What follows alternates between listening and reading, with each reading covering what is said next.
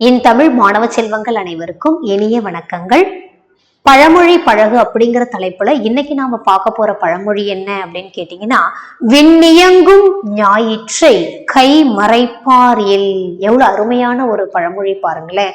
விண்ணியங்கும் ஞாயிற்றை கை மறைப்பார் L. இந்த பழமொழி என்னதான் நமக்கு சொல்ல வருது கவனிக்கலாமா?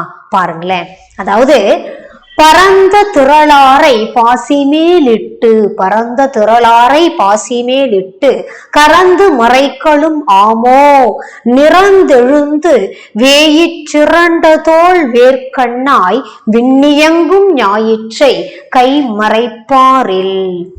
அதாவது மூங்கிலை போன்ற துரட்சியான திரண்ட தோள்களை உடையவளே, வேல் போன்ற விழிகளை உடையவளே, நான் ஒண்ணு சொல்றேன், நீ எதை கேளு. இந்த உலகத்துல புகழுடையோராய் எல்லாருக்கும் தெரிஞ்சவங்க, அதாவது பாத்தீங்கன்னா பண்பு நலன்களால் புகழுடையோராய் இருக்கக்கூடிய ஒருத்தவங்கள சில பழி சொற்களை சொல்லி அவங்கள கரப்படுத்திட முடியுமா அப்படின்னா முடியாது. புரியுதுங்களா?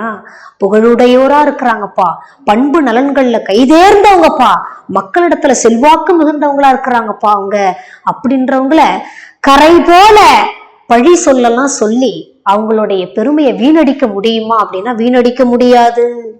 அதுக்கு அழகா ஒரு உதாரணம் கொடுக்கிறார் பாருங்க. முன்றுரை அறையனார் விண்ணில் இயங்கக்கூடிய அந்த ஞாயிற்றை சூரியனை கையால நீ மறைச்சிட முடியுமா? மறைக்க முடியுமா? உன்னால முடியாது. சரிங்களா?